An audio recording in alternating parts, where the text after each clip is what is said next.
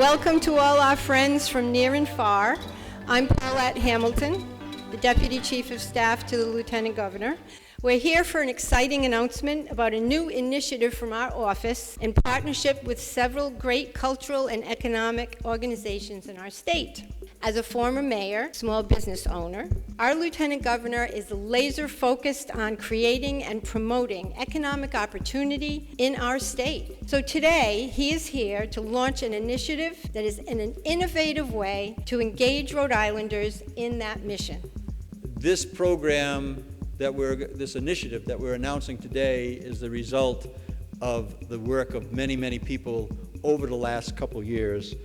Central Falls Mayor James Diosa, the Lincoln Town Administrator Joe Alman, Pawtucket Mayor Don Grebian, East Providence Mayor Robert De Silva, Providence City Councilman Dave Salvatore, representatives from offices of Senator Whitehouse, Senator Reed, Congressman Cicilline, former Lieutenant Governor Roger Bejan, one of my favorite people to introduce, Honorary Consul of France in Rhode Island. Thank you, Roger, for being here.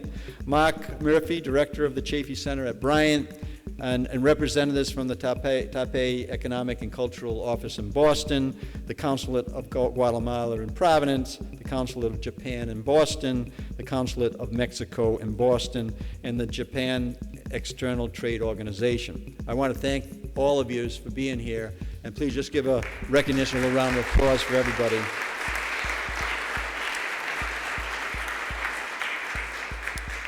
So I'm excited to be here today to launch the International Economic Ambassador Initiative.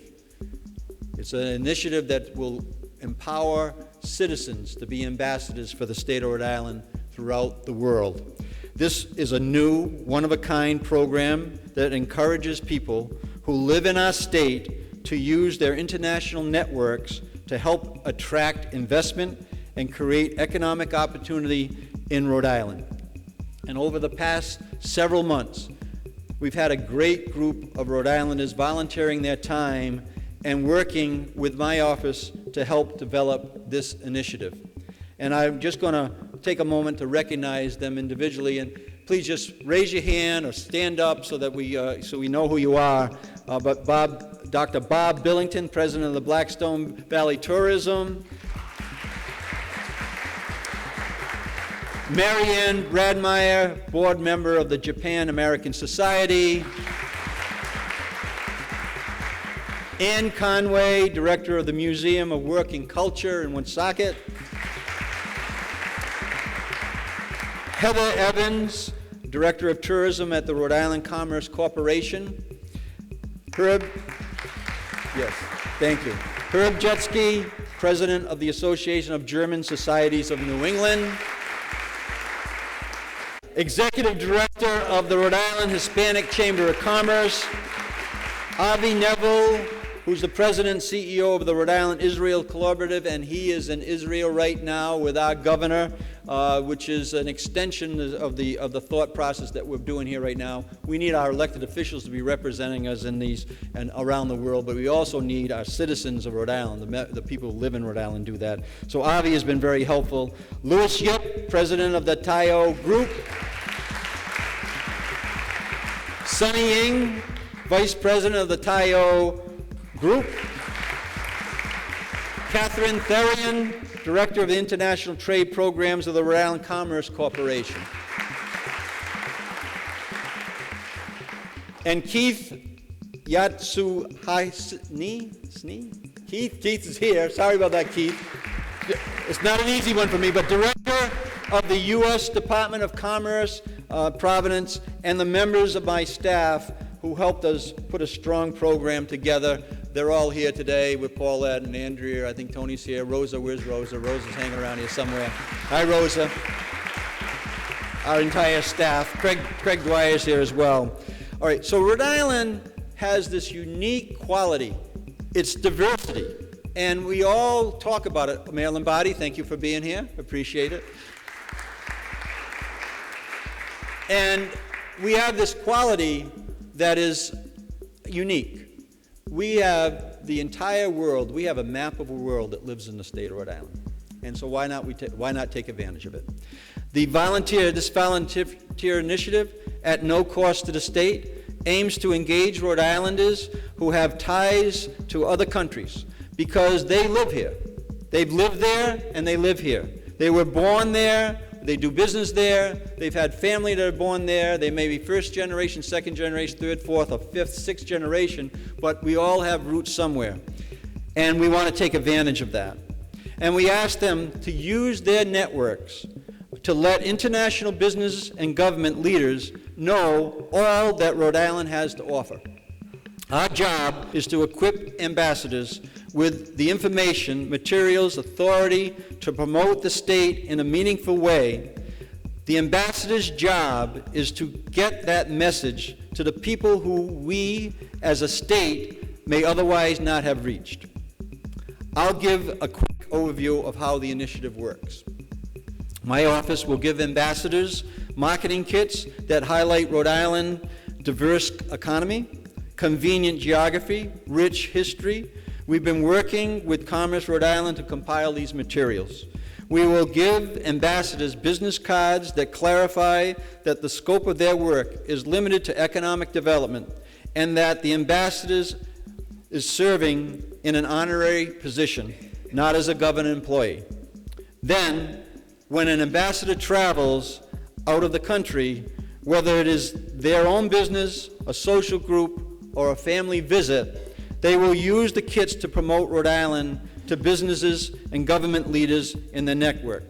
For example, an ambassador may have this discussion with an owner of a business to expand its operation to the United States, or a government leader interested in identifying new international trade opportunities.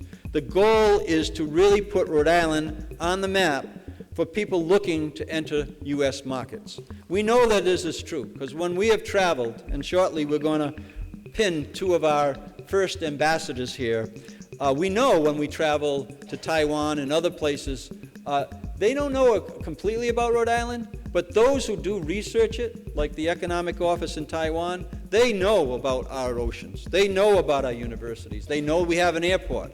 They know that we have Fortune 125 large corporations and a very active small business environment, and they certainly know about our food, because we have this great food in the state of Rhode Island that is, creates this environment that we're very proud of. So once an ambassador makes a promising contact, they will bring that information back to my office, where we will make the connection with either Commerce or the World Trade Center or a local municipality to follow up on their lead. And that's one of the reasons that we invited municipal leaders here today, because we think this is going to be a great opportunity, and Mayor Grebning will speak to that shortly. The other thing that I'm really happy about, to have the Consul General's offices here today.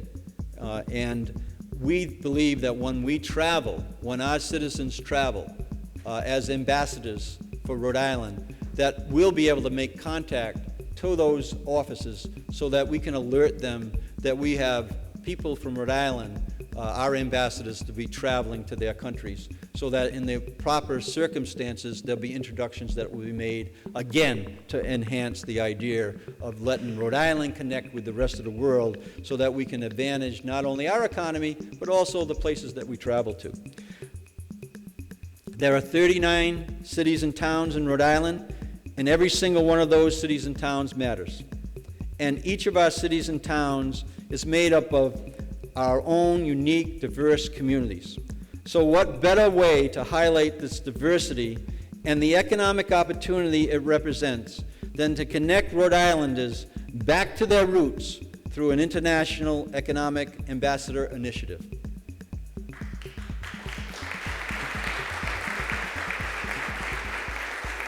So today, we will announce our first two ambassadors who have already done extensive work in this area. Louis Yip and Sonny Ying of the Tayo Group.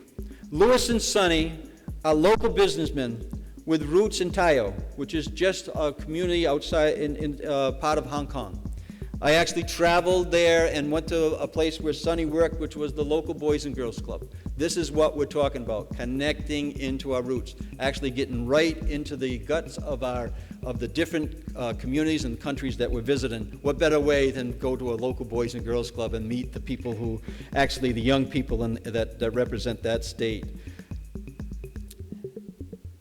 They're well known for their commitment to strengthening the Blackstone Valley. Over the years, one of the many contributions has been made starting and supporting the dragon boat races and Taiwan Day Festival in Pawtucket. And we have one of the representations outside of, you saw the boat, the dragon boat that was out there.